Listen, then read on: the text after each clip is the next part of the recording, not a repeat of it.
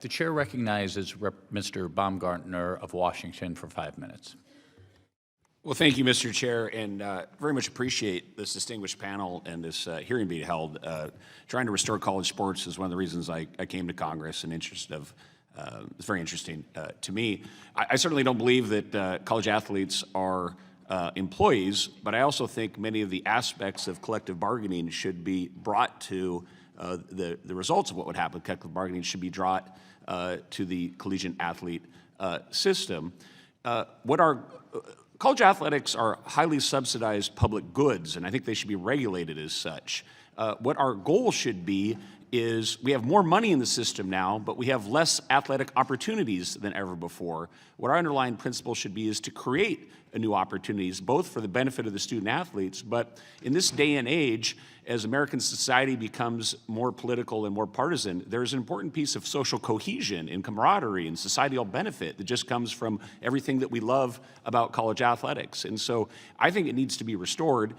Personally, I think the NCAA is a defunct and derelict institution. I don't think it can be fixed. I think there needs to be a new institution put under presidential control and authorized by Congress for these public goods.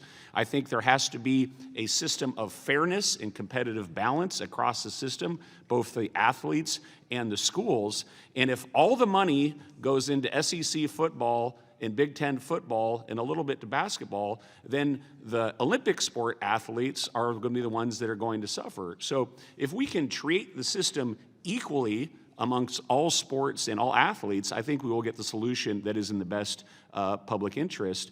I believe that coaches' salaries need to be capped at 10 times the total cost of the average student going to college. Again, this is not free market, unfettered capitalism. This is a highly subsidized public good.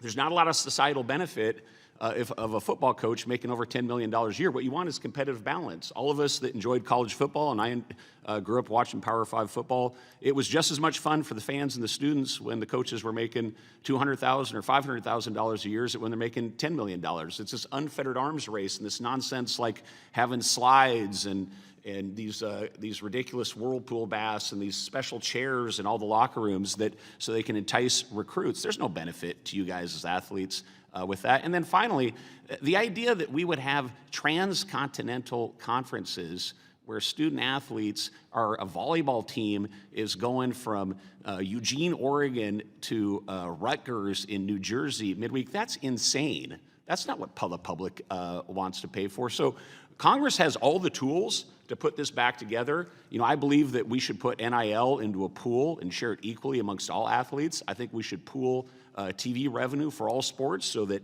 your HBCUs are benefiting, and we can create so many opportunities for the sons and daughters of American taxpayers and as we restore this system.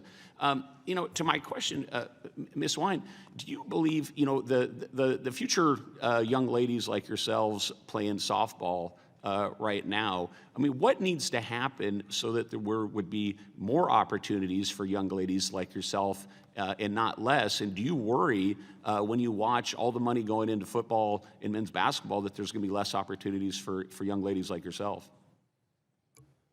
Thank you for the question. I do worry about the future of my own sport.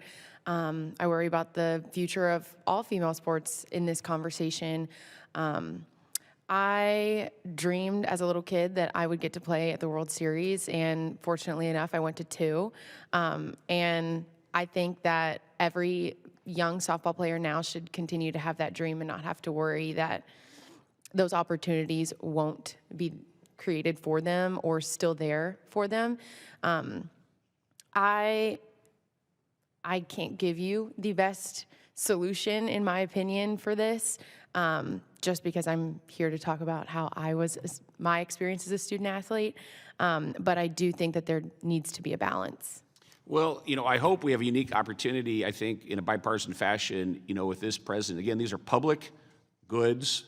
If we regulate them in a public manner, highly subsidized public goods, we realize that if we could have and it rises, I believe, to the importance of a presidential appointee and then authorized by Congress, we can get the NCAA out of all this business, put the proper role with Congress authorizing these things, and have more money. Again, we have more money in the system and less opportunities than ever before. If Congress takes action, we can have more opportunities for our athletes and maintain the competitive balance across the system. And I yield back. Thank you.